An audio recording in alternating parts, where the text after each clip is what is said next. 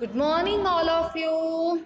If you are watching this video in afternoon or evening, then good afternoon or good evening to all of you. Okay, एक line सुन के पक गए होंगे आप लोग. I know that.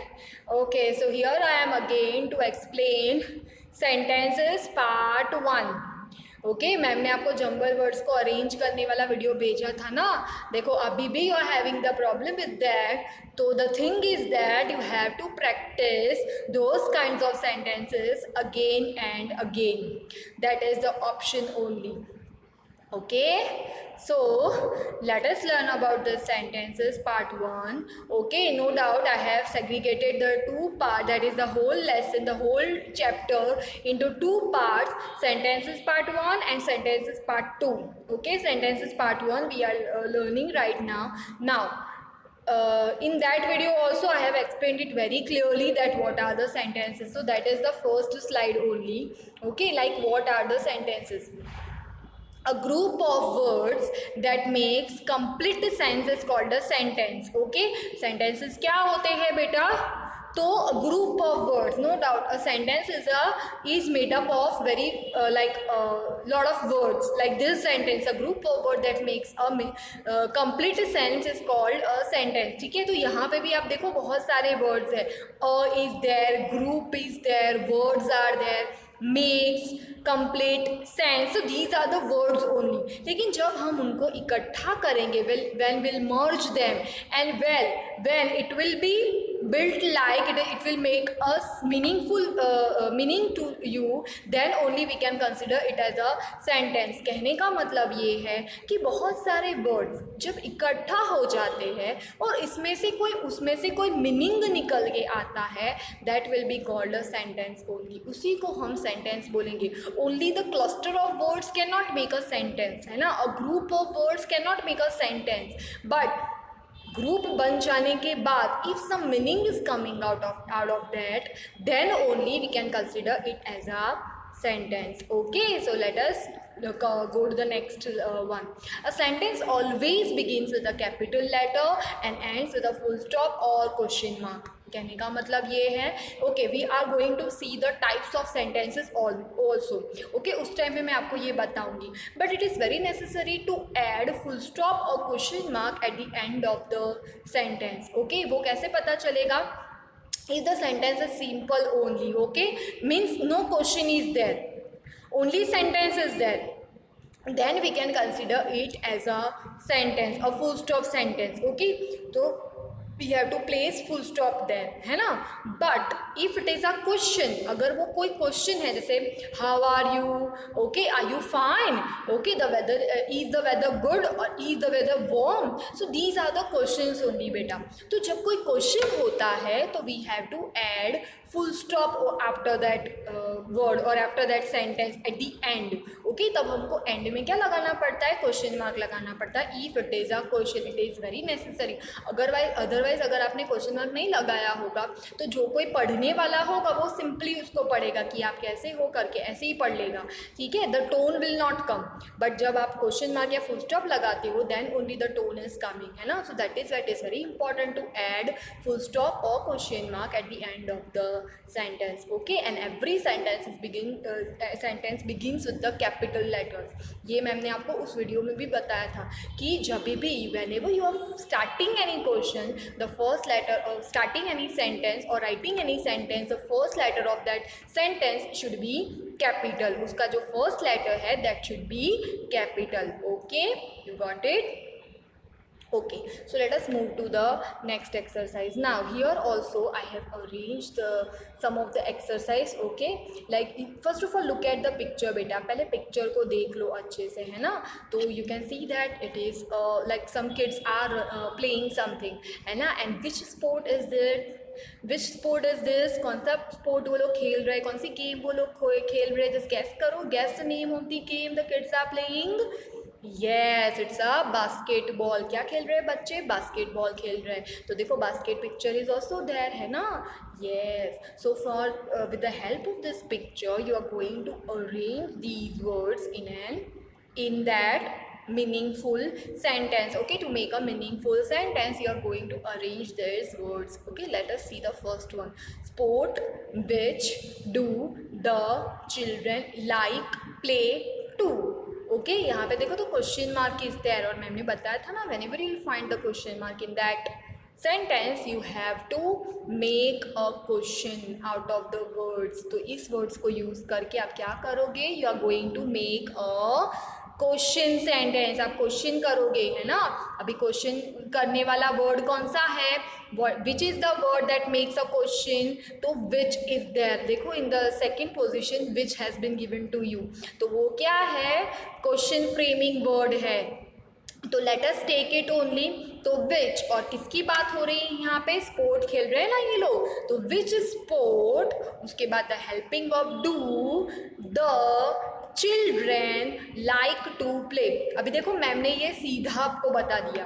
क्यों ma'am ने ये बता दिया, क्योंकि जब आप वर्ड्स को सुनोगे ना, जब आप वर्ड्स को देखोगे तो automatically you will find that this word should be there only, otherwise it will not come up with a meaningful sentence. अगर आप उसको जंबल ऐसे ऊपर नीचे भी अरेंज कर दोगे और उस पूरे सेंटेंस को रीड करोगे तब आपको पता चलेगा no it is not making a sense. So for making the sense only you have to arrange the words in such a way that it should be come up with a meaningful sentence. वो एक meaningful sentence बन के आना चाहिए. Okay, the simple is which sport do the children like to play. मतलब ऐसा कौन सा गेम है जो बच्चों को यहाँ पे पसंद है खेलना. देखो your ma'am has not entered the और not written the answers over that, क्योंकि मैंने बहुत बार देखा है बेटा कि जब भी मैं आंसर्स के साथ कुछ सॉल्व करवाती हूँ ना तो आपकी सीधी पहली जो नज़र है ना वो आंसर्स के ऊपर ही जाती है. फिर you are not listening to the explanation. That is why I have not written the answers over that. In the next class you have to tell me the answers of this. Okay, आपको मुझे ये answers बताने हैं. Okay, I am just doing it right now, but you have to try it. After watching this video, just open this slide because you are having the PDF file of the same.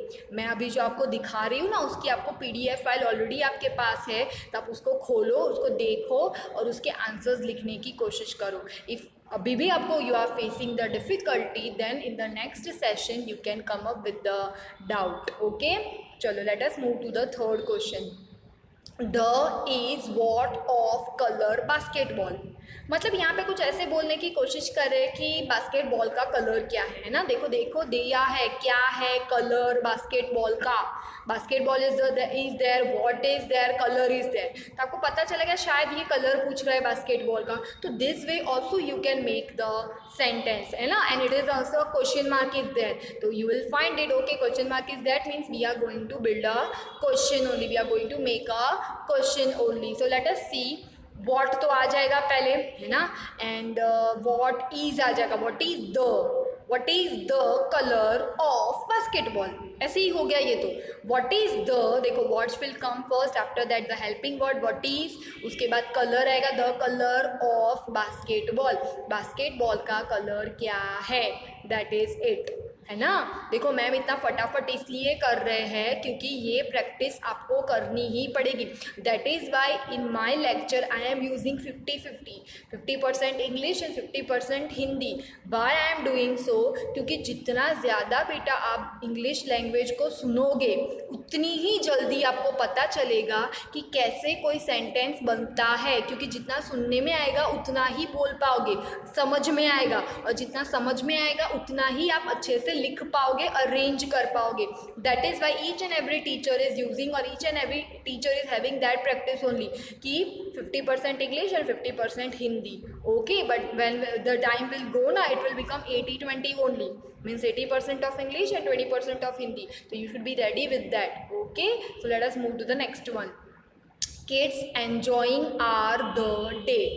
Okay, so that is it. मतलब यहाँ पे किसकी बात हो रही है, देखो full stop is there, so it means it's a sentence only, full stop sentence only. Okay, तो यहाँ पे क्या बोल रहा है, शायद बच्चे कुछ एन्जॉइंग आर द डे, मतलब डे को मतलब दिन को एन्जॉय कर रहे हैं. कौन एन्जॉय कर रहा है, बच्चे एन्जॉय कर रहा है, तो एन्जॉय कर रहे हैं. तो kids are enjoying the day, ऐसे ही हो गया किड्स. उसके बाद kids is a subject for you. Are is the helping verb, kids are, और वो क्या कर रहे हैं, एंजॉय कर रहे हैं, kids are enjoying the day, मतलब किड्स मतलब जो बच्चे हैं वो दिन को एंजॉय करें, may be it was a very sunny and the warm day, that is why they are enjoying the same, है ना, तो kids are enjoying the day, that is the answer only.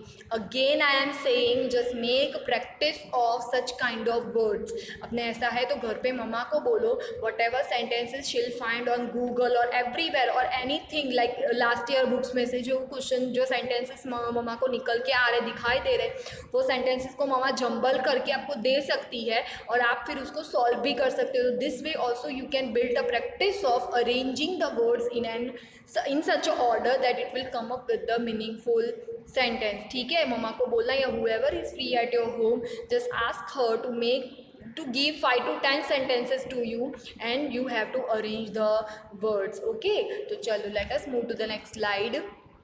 Now let us see this types of sentences. Okay, मैंने अभी आपको ma'am ने बताया था कि types of sentences are there. तो कितने टाइप के sentences होते हैं बेटा, तो देखो in that statements and questions are there, है ना, 2 types of sentences। वैसे तो बहुत सारे sentences होते हैं बेटा, बहुत तरीके की types होती है, लेकिन यहाँ पे आपको दिया गया है 2 statements and questions, है ना। in your syllabus 2 types of sentences are there, that is one is the statement और second is the question। और statement में भी 2 तरीके होते हैं, orders होते हैं, requests होते हैं।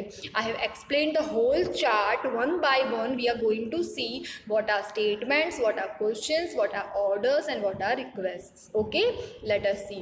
देखो in the next slide, it's a beautiful slide we can say, है ना। तो first is statements। अभी statements क्या हुई बेटा, the statements gives the information or state any idea, it ends with the full stop, means जो statements होते हैं ना बेटा वो क्या होते हैं, तो वो आपको कोई इन्फॉर्मेशन देते हैं। जैसे अगर सिंपली मैं आपको बोल दूँ that I am very happy with you, तो ये आपको एक इन्फॉर्मेशन मिल गया ना कि मैम हमसे बहुत खुश है, तो I am happy with you, that is a sentence only and it ends with a full stop. वो कोई क्वेश्चन नहीं है बेटा, मैंने आपको कोई क्वेश्चन नहीं किया, मैंने सिर्फ आपको बता दिया कि I am very happy with you, मैं आपसे बहुत खुश हूँ, सो दैट इज़ अ स्टेटमेंट। उसको क्या बोलेंगे बेटा, स्टेटमेंट बोलेंगे, और statement generally ends with the full stop only, है ना। और जितने भी स्टेटमेंट्स होंगे उसके पीछे आपको फुल स्टॉप ही लगाना है, like it's a sunny day, okay, my father, I like my father very much, I love my parents very much, so that is the information only. So that is why every time by speaking these words or by writing these words or these like these sentences we have to add full stop after at the end. Okay, तो जो ending होगा वो उसका full stop से होगा। तो आपको सिर्फ इतना याद रखना है, अगर sentence के पीछे अगर full stop दिया है तो means it's a statement, it's a statement। देखो I have given the examples also, like first is my sister and I play football, मतलब मैं और मेरी बहन फुटबॉल खेलते हैं, तो that is information kind of sentence की, वहाँ से आपको कोई इन्फॉर्मेशन दे रहा है कि हाँ ठीक है वो और उसकी बहन फुटबॉल खेलते हैं। Okay, and second is he studies in my class, वो मेरे क्लास में पढ़ता है, तो that is also ending with the full stop, means it's a simple sentence, it's a simple statement also. ये एक स्टेटमेंट हो गया। स्टेटमेंट का मतलब है जो कुछ भी जिस सेंटेंस की वजह से अगर आपको कोई इन्फॉर्मेशन मिले आप उसको ना कोई बोल सकते हो, क्वेश्चन कर सकते हो, ठीक है। उसके बाद if you want to get further information then you can ask it, है ना, फिर आप उसके बारे में पूछ सकते हो कि कब खेलते हो आप लोग फुटबॉल, ऐसे कोई क्वेश्चन हो सकता है, और कौन कौन खेलता है आपके साथ, ऐसा भी कोई क्वेश्चन हो सकता है ना। और यहाँ पे ही स्टडीज़ इन माई क्लासरूम, वो मेरे क्लास में पढ़ता है, और कौन कौन पढ़ता है आपकी क्लास में, क्या वो आपका फ्रेंड बन गया है, ऐसे आप फर्दर क्वेश्चंस कर सकते हो। If once you will get the information about something, once someone will give the statement to you, then only you can ask further question. तो अभी आपको पता ही चल गया विद इन नेक्स्ट स्लाइड लिखी क्वेश्चंस क्या होते हैं। तो a question asks for information about something और समवन, है ना। तो जो क्वेश्चंस होते हैं वो आपको फर्दर इंफॉर्मेशन पूछते हैं, मतलब फर्दर क्वेश्चन आप कर सकते हो उसमें से। It generally asks about something और समवन, मतलब किसी चीज़ के बारे में या तो किसी पर्सन के बारे में आप उसको क्वेश्चन कर सकते हो। And it ends with the question mark. Very good. जो क्वेश्चंस होते हैं always end with the question mark, okay, like examples are there, what are you doing, आप अभी क्या कर रहे हो, तो you are watching the video only, है ना. व्हाट इज़ योर नेम, आपका नाम क्या है, तो आप अपना नाम बता दोगे. सो देखो यहाँ पे WH क्वेश्चन आ रहे हैं, ओके. तो WH क्वेश्चन का मतलब होता है generally that WH question, that words framing the question, है ना, that are the WH question only. तो यहाँ पे where are you going and what is your name. Now question और स्टेटमेंट समझ में आ गया बेटा, बहुत ईजी है. स्टेटमेंट्स क्या होता है, तो it give you the information और the idea about something. And question क्या आता है, व्हेन यू आस्क समथिंग और आस्क अबाउट समथिंग और समवन, ओके, जब आप किसी बारे में पूछते हो या किसी को कोई क्वेश्चन करते हो, that's a question only. Now what are orders and request. Orders और रिक्वेस्ट क्या होती है, तो देखो in the first picture ma'am has shown you, in this picture देखो क्या पूछा है, kids maintain silence, okay. One teacher is there in the classroom, the kids are sitting on the benches and the teacher is saying something. Teacher क्या बोल रहे, kids maintain silence, okay. इसका मतलब ये हुआ कि टीचर ने जो बोला वो आपको फॉलो करना पड़ेगा कि नहीं करना पड़ेगा. यस, करना पड़ेगा. जैसे मैम भी आपको बोलते हैं ना, whenever I am sharing the screen, मैं क्या बोलती हूँ, don't touch the screen. Screen को टच करने की ज़रूरत नहीं है. So that are the orders for you. वो क्या हुए आपके लिए, ऑर्डर्स हुए. तो ऑर्डर्स जो होते हैं बेटा, you have to follow them. Now days you can see that COVID-19 is going on, है ना, corona virus is there outside. तो the government also asks us not to leave the home, not to leave from the house if it is not necessary. मतलब अगर ज़रूरत ना हो तो घर से बाहर नहीं निकलो, मत निकलो, ऐसा बोलती है ना गवर्नमेंट. तो we have to follow that only. So those are the orders for us and we have to follow it only. Mama भी बोलती ना, इतनी ज़्यादा चॉकलेट मत खाओ, don't eat so much of chocolate, और don't eat junk food also. So these are the orders, we have to follow it. तो they are called orders, है ना. And what are the request. Request क्या होती है, तो देखो in this lesson, in this picture, two kids are sitting together and वो क्या बोल रहे हैं, please give me your book. मतलब मुझे अपनी बुक दोगे प्लीज़, है ना, मुझे अपनी बुक दोगे. No doubt it's also a statement, ये भी स्टेटमेंट है, लेकिन यहाँ पे प्लीज़ दिया हुआ है. एंड अगर आपको कोई चीज़ किसी के पास से चाहिए तो आप प्लीज़ बोलोगे कि नहीं बोलोगे, प्लीज़ मुझे ये, please give me your pen, please give me a glass of water. So these kind of request. तो रिक्वेस्ट क्या होती है बेटा, ऑलवेज एंड ऑलवेज वो पोलाइट वे में होती है. जब मैम आपको ऑर्डर देंगे तो इतना पोलाइटली कभी कभी नहीं बोलते, क्योंकि आप पोलाइट वे समझती नहीं हो. आपको तो ऑलवेज थोड़ा हार्श टोन चाहिए, आप सीधे बैठ जाओ, ऐसे मस्ती करने की ज़रूरत नहीं है, बातें मत करो क्लासरूम में, ऐसा कभी कभी मैम को बोलना पड़ता है ना, तभी आप सुनते हो. मम्मा भी बोलती ना, चिल्लाती ना, your Zoom classes are there, just log in and sit properly. बोलती है कि नहीं बोलती है मम्मा भी, हाँ मुझे पता है बोलती है. So she is giving you the orders only. But अगर मम्मा आपको पोलाइटली बोलेगी, प्लीज़ बेटा watch your videos, learn only, तो these are the request only. तो रिक्वेस्ट अभी आपको पता चला, रिक्वेस्ट में ऑलवेज आपको प्लीज़ दिखाई देगा. Okay, let us move to the next slide. Now यहाँ पे आपको एक्सप्लेन किया है, an order is a command to do something. Okay, command means that is the same order. अगर आपको कोई चीज़ बोली जाती है that you have to do this, so that is the order only. वो हो गया कमांड, वो आपको चीज़ करनी ही पड़ेगी. So that is the order, O is there. And lastly a request is a polite way of asking someone to do something. जब आप रिक्वेस्ट करते हो तो आप एकदम पोलाइटली बोलते हो. अगर चिल्ला के बोलोगे तो कोई आपकी रिक्वेस्ट नहीं सुनेगा, तो आपको थोड़ा पोलाइट वे में, मतलब थोड़े प्यार से बोलना पड़ेगा कि प्लीज़ मुझे ये दे दो. आपका जो भी रिक्वेस्ट है आपको प्लीज़ करके ही करना पड़ेगा. We usually use the word please when we make a request. जब हम किसी को रिक्वेस्ट करते हैं तो जनरली हम प्लीज करके सेंटेंस को स्टार्ट करते हैं. तो ऑर्डर्स और रिक्वेस्ट में समझ आ गया है ना. ऑर्डर क्या होता है, you have to follow, you must have to follow the orders. And request क्या होती है, whenever you are requesting someone you generally use the word please. आप प्लीज प्लीज करके वहाँ पे यूज़ करते हो, वो वर्ड को यूज़ करते हो. ओके, नाउ अभी ये हो गया, ऑर्डर्स हो गए, रिक्वेस्ट हो गया. अभी क्वेश्चंस क्या होते हैं बेटा, तो let us see it also. The questions are framed by changing the order of words. जब आप वर्ड्स का ऑर्डर बदल दोगे ना, so they are the questions for you. Okay, जैसे कि मैंने क्वेश्चन कैसे फॉर्म करते हैं, चलो हम देख लेते हैं एक example. Most of the time we are changing the order of the word to frame a question. Every time it is not possible. हर बार आप ऐसे ही क्वेश्चन फ्रेम करो ये ज़रूरी नहीं है, but in your lesson this is the way of framing the question. Okay, let us see the example. First is Raman is sleeping. मतलब रमन बहुत ज़्यादा नींद लेता है, बहुत ऊँघण सी है, हम गुजराती में बोलते हैं ना, तो बोझ ऊँघण सी छे। हाँ, तो यहाँ पे ऐसे बोले रमन इज स्लीपी, मतलब वो हमेशा नींद लेता रहता है, बहुत नींद में है शायद वो, है ना। तो हम उसको आंसर कैसे करेंगे, देखो Raman is the first word and is the second word, तो फर्स्ट को सेकेंड बना दो, सेकेंड को फर्स्ट बना दो। This way you can make a question. ये बहुत इजी है, जैसे देखो रमन की जगह पे इज लिख दिया, इज की जगह पे रमन लिख दिया, और बाकी के वर्ड्स वैसे ही वैसे लिखने हैं। तो इज रमन स्लीपी, क्या रमन बहुत ज़्यादा नींद लेता है, तो whatever is the answer you have to write it, okay. But answer is not in there अभी तक, right now you are not going to give the answers for the same, but the thing is that by changing the orders of the words you can make a question, okay. Let us see the second one. It was a sunny day, मतलब बहुत सनी दिन था, मतलब बहुत अच्छे से धूप वाला दिन था, है ना।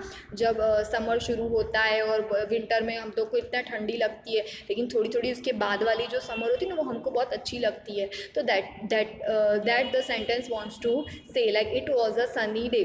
तो यहाँ पे भी the first word will become the second and second word will become the first. Was it a sunny day, देखो हम सिर्फ इट वॉज के साथ ही चेंज करेंगे वर्ड ऑर्डर को, बाकी के जो वर्ड्स है, बाकी के जो पार्ट है सेंटेंस का, वो तो एज इट इज़ ही रहेगा। जैसे अ सनी डे, वो तो वैसा का वैसा ही लिखना है, उसको तो बिल्कुल टच भी नहीं करना है। You have to change only the first and second position of the word. It was का हो जाएगा was it, was it a sunny day, and the question mark will be there. Don't forget to add question mark at the end, otherwise I'll not consider your sentence. मैं पूरा wrong दे दूंगी। If you are going to make a sentence and if you forgot to write the question mark, if you forgot to add question mark at the end, the whole sentence will go wrong. So while making the sentence it is mandatory to add question mark at the end, okay, that is it. यहाँ तक था, समझ में आ गया बेटा।